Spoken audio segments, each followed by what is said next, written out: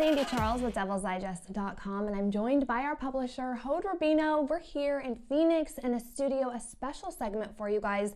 It's not quite the halfway mark, but it is ASU's bye week, so perfect opportunity to break down position, and kind of go over what we've seen so far. So Hode, let's get right to it. Offense. Quarterback Manny Wilkins. The team does have a 2-3 record. Is it fair to say that it has been some quarterback inconsistencies at quarterback play? Yeah, absolutely. I would say so. I think even after the first two games, and I might have been in the minority, I wasn't all that impressed by Manny Wilkins, what he did in the passing game. And it was a one-on-one record after those two contests, so I think the record also speaks to itself in terms of his performance.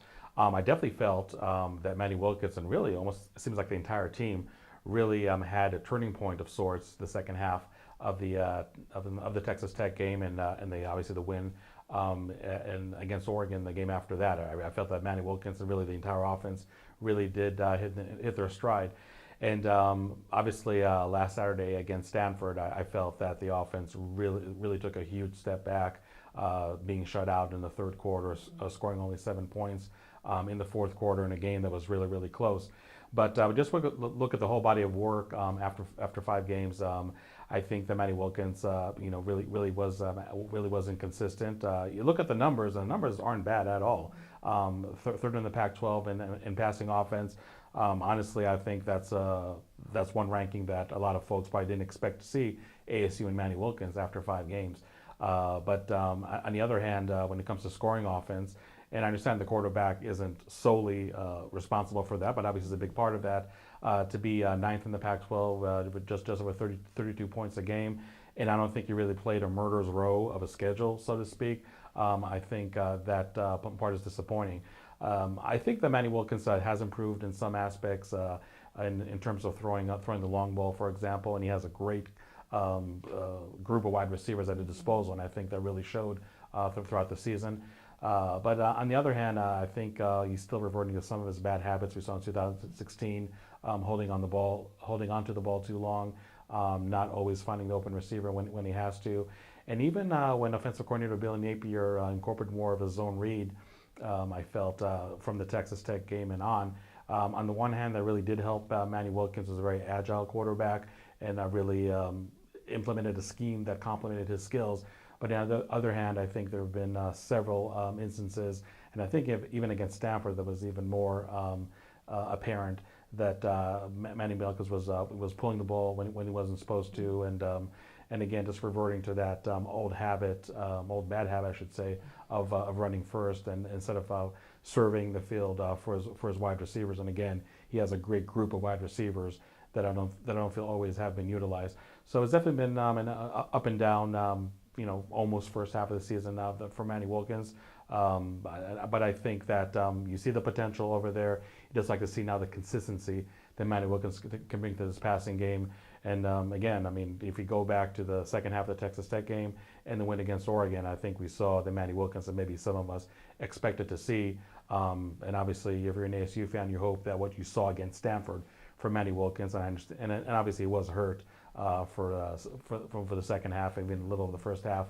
You just want to make sure that Manny Wilkins is not the one that you're going to see the rest of the year. Now, with Wilkins' struggles, it could be due to the offensive line. So let's talk about the offensive line.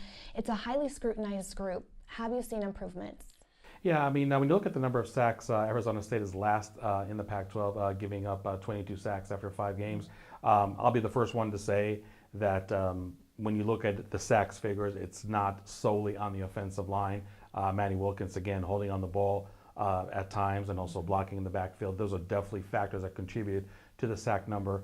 But I think what's disappointing about the offensive line is that we heard so much in the preseason, especially in fall camp, about the TTH, tougher than hell mentality, and the Sun Devil tough. And we heard coaches talk about how tough this offensive line was compared to 2016. And really, the first 2 games, we have not seen that at all against New Mexico State and San Diego State. I feel that they lost almost every battle in the line of scrimmage, and that affected the running game, which we'll talk about in a few minutes. But yeah, I think the offensive line, kind of like together with Manny Wilkins, had somewhat of a rough outing. I mean, I would say offensive line more than Manny Wilkins the first two games. But again, going to that quote-unquote turning point against Texas Tech in the second half and the win against Oregon, we saw an offensive line that, at least run blocking, I felt that really hit its stride. And I think also helped Manny Wilkins because Manny Wilkins is a better quarterback when he has the run support. And the offensive line, again, in that aspect, definitely played well. But I feel when it comes to pass blocking, and again, I'm not pinning all 22 sacks on the offensive line. I think that front five left a lot to be desired. Even 3, 4, 5 games into the season, we're still seeing shuffling around the offensive line. AJ McCollum was at center. Cole Cabral, one game was at center and had issues with his snaps, so you had to switch back to AJ McCollum. Zach Robinson is in and out of the lineup at left tackle, at right tackle, obviously affecting guys like Quinn Bailey and Cole Cabral. And you always hear in football that for an offensive line to be effective, they need to show that chemistry, they need to show that cohesiveness. And when you still have so many moving parts this deep into the season, and even though it's a young season, you're almost at the midway point. I feel that an offensive line shuffling game 1, game 2 is not that much of an issue. When it starts still shuffling game 4, game 5, then you really feel it's an issue. And I feel that when you have an unsteady offensive line, it's really hard to project that calmness, if you will, for the rest of the offense. So I feel that in a way, when they did not play well, that definitely trickled down to the rest of the offense. And when they had their better games and supporting the run game, then I felt that it was definitely something that did show an offensive improvement. So the offensive line, I felt that definitely on this side of the ball came in with the highest degree of scrutiny, I should say. And you can say that after 5 games, almost midway season, you're feeling that great about that group. And I said 1,000 times in the preseason, this offense is going to go as far as the offensive line is going to take him, really more than any skilled player out there. And again, I think it really showed against New Mexico State, San Diego State. You had a much closer than you expected win, a loss, and when the offensive line, played horribly. And obviously against Sanford, even though the run support I felt was there in the first half, but second half was nowhere to be found. And Manny Wilkins, I felt, was under duress a lot. But when you go back to that second half against Texas Tech, when you go to the win against Oregon, we saw almost a total different offensive line. And for ASU to have any measure of success this year, that's the offensive line that we have to see from here on out. And really more than anything, just to be consistent, especially when it comes not only to the lineup, but also to the level of play each and every week. Now that's a struggling offensive line. And even though they've struggled, the running backs have continuously game to game trended in the right direction and gotten better. Would you agree with that? Yeah, I definitely feel that if there's any one positive trend on this offense is the running game. They rushed for over 100 yards for the last 3 contests, and last week against Stanford, albeit in a loss, actually had the season best in 2017, over 200 yards rushing, and we definitely seeing more and more of the running game that we expected to see. Kalen Ballage, I think, has been okay. Maybe we just set the bar so high for him that it's easy to be disappointed when he doesn't, hurl over players every other snap or scoring, or not scoring 3 touchdowns every game. But I think it's been fine. One thing that to me is the biggest catalyst over here is the play of Demar Richard, a player that, as we know, in 2016 had an injury which he did not disclose, and we're wondering why he was playing so poorly. We found out after the fact that they had a pretty serious injury. He tried to work through it, wasn't able really to do it.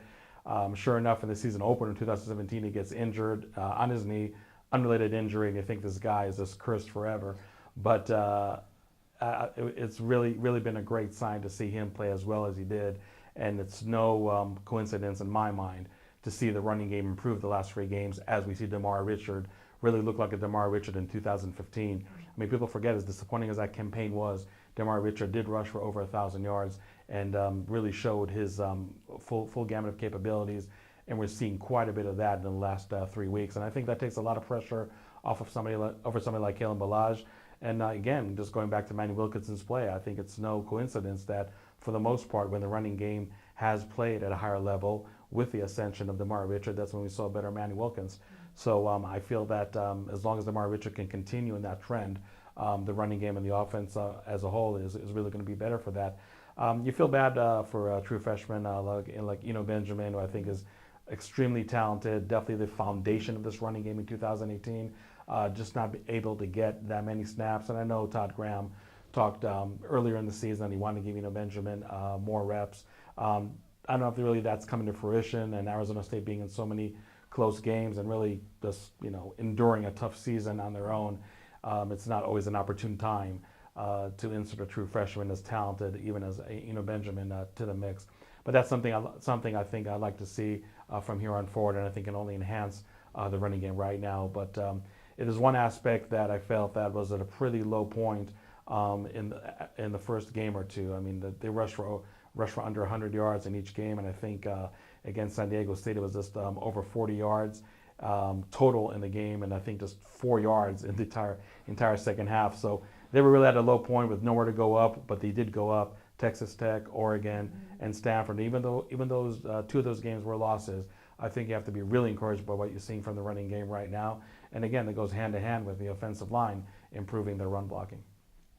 Okay, Hode, so keeping it on offense, and we're going to talk a little tight end position. We expected to see a lot of them this season, and a lot more play, I guess I should say, I'll clarify. And that really hasn't been the case. Why is that? Yeah, I think it's a few reasons over here. First of all, J.J. Wilson, somebody that seems I've been calling the X factor of this team for the last couple of years, has been a big disappointment. And as we know by now, he's already playing devil backer on defense. So I think that's definitely one component why we're not seeing the tight ends more involved in the offense. I mean, J.J. Wilson is somebody that, at least on paper, is really a jack of all trades. I mean, can block in the backfield. Obviously, run pretty good routes and should have done a good job blocking. And I think really his lack of blocking, not only on the line of scrimmage but also on special teams, has been a huge issue. Something that honestly I was very surprised to see. And him moving to the defense, I think, just put somewhat of a damper in any plans that offensive coordinator Bill Napier had for the tight end involvement in this offense. But I think one thing that going back to last year, the offensive line, if they're having issues giving up sacks or run blocking, and again, we did see that earlier this year, that requires another tight end to be on the line of scrimmage and really act almost solely as a blocker. And also we're seeing, even though we're seeing a lot of two tight end sets this year, it's not uncommon to see one on the line of scrimmage and one as an H-back in the backfield, either pass protecting or run blocking. So I just feel that by necessity the assignments have been less flashier, if you will, and we're not seeing too many tight ends running routes, slants or any other routes for that matter. And we're just seeing them just doing all the dirty grunt work, so to speak. I do like what I'm seeing from tight end C.J. French-Love, best name in college football. I'm going to say that until the day I die. But he obviously caught his first touchdown reception from Nikhil Harry, out of all people. But I think that's somebody who's one of the more intriguing players on this team. And maybe he's somebody that can bring the tight end involvement in the passing game to the forefront. But to me, I mean, the formula is just really simple. I mean, if this offensive line is going to need more often than not help in blocking, whether it's run blocking or pass protection, then I'm afraid we're going to see tight ends more in blocking assignments and less involved in the passing game. But C.J. French-Love is somebody that I think can really help in that department. And even somebody like Tommy Hudson, a younger player who probably excels more in blocking than he does in the passing game, to see his development throughout the year would be something interesting to follow, because I think he has the potential to be a decent threat in the passing game when it comes to tight ends. But I just feel that again, if the blocking issues of the offensive line are going to persist, pretty much what you saw up until now in the tight end department in terms of the lack of involvement in the passing game is probably something you'll see for the rest of the season too. Now, last but not least, and of course we saved the best for last on offense, the wide receiver position. Now, coming into this season, highest of accolades, and generally they've delivered on those promises. But what did you see, and what do you think? Oh, this group absolutely came as advertised. There's no doubt about that. Even though at a 2-3 record, you can question, how great a position really is. Well, just think about this stat. For the first time in school history, you had 5 wide receivers, let alone this early in the season, 5 different wide receivers, I should say, this early in the season, that have already recorded a 100-yard reception game. That stat is absolutely amazing. And again, we talk about inconsistency with the quarterback, an offensive line that's giving up the worst number of sacks in the Pac-12. For wide receivers still to perform the way they're performing, I think shows how talented they are. Nikhil Harry, what can you say? A lot of people question, our network, Rivals.com, when we rated him a 5-star prospect, #1 wide receiver prospect in the entire nation. I think we saw a lot of it last year already, but this year Nikhil Harry is really taking his game to the next level. It's like Manny Wilkins said, there's no 50-50 ball when you throw it to Nikhil Harry. I mean, the tightest of spots, the tightest of coverage, Nikhil Harry will make the play. And that's something that he's done pretty consistently each and every week. Jalen Harvey, 15 out of 16 of his receptions have went to first down. I mean, if that's not Mr. Automatic, I don't know who is. Kyle Williams, an absolute jack of all trades. Not only just running good routes, but really lining up in the backfield, and whether it's just a pass that's actually ruled as a run, or just almost a dead lateral pass. Kyle Williams is somebody that really excels in that yak, in that yards after catch, and really just turning a 3-yard, which maybe should be a 3-yard gain into a 30-40-yard gain. So just a lot of talent over there. I mean, somebody like Frank Darby that has shined here and there. One thing I will say that I do feel that John Humphrey, who missed the last few games, is really still sorely missed in this wide receiver group for legitimate downfield threat. It's not that guys like Jalen Harvey and Frank Darby cannot stretch the defense, but I don't think nobody can stretch the defense as well as John Humphrey. And maybe there were times that the wide receiver group did not miss him as much, but I think in a game like Stanford, for example, last week, when you didn't play uber athletic cornerbacks for the Cardinal, I think somebody like John Humphrey could really come in handy, creating separation for wide receivers and just either making a big play down the field, or maybe just causing an offender for PI, for pass interference penalty. So that's something really to keep in mind as we go forward with the wide receivers group. I mean, I think there's probably a good chance they would play against Washington, but again, the wide receivers group, there's really not a whole lot to be disappointed. I mean, again, just going back to the play of Manny Wilkins, I mean, yes, there have been games where Manny Wilkins and wide receivers have absolutely been in sync, but there also have been times where Manny Wilkins doesn't find the secondary target, or just does not find the open wide receiver. And if that's something that Manny Wilkins can improve on, that can definitely enhance the passing game that much more. But again, this is definitely one aspect on offense that I feel that you really just cannot complain, in terms of what you've seen as far as performance week in and week out. Like I said, this position came with a lot of accolades, and I really feel they came as advertised. Can you talk to me a little bit more about Nikhil Harry throwing his first touchdown pass? Yeah, and ironically, we talked earlier to Nikhil when he was addressing the media. And, when you talk to Manny Wilkins, he's not surprised. It almost feels like he doesn't have to give somebody like Nikhil that much tips on technique or mechanics, because he says he's an incredible athlete. And he obviously did it from the Sparky direct snap formation, which he's becoming more and more involved this year. It was a very minimal involvement last year. And he also proved they can also run the ball too. So I think it's one of those things where he's in direct snap formation. You're an opposing defense. You never see him pass the ball. You're expecting a run, and let's face it, this guy's a freight train. I mean, with his physical frame. So the fact that he's just out there, positioning himself in the pocket and throwing an absolute beautiful lob to tight end CJ French. That was great to see. But that shows the versatility of Nikhil Harry. He's going to be a great wide receiver in the NFL. I don't know if he'll be a great passer in the NFL, but when the day comes, if his NFL coach wants to maybe dab with that aspect of his game, I think he has some, so far pretty good film to go by. And I won't be surprised if it's not the last that we saw Nikhil Harry attempt to pass in the game at ASU. But the guy's a freak athlete. I mean, what else can this guy do? I mean, and he showed you on last Saturday another aspect of his game. He is a man-child. He's huge.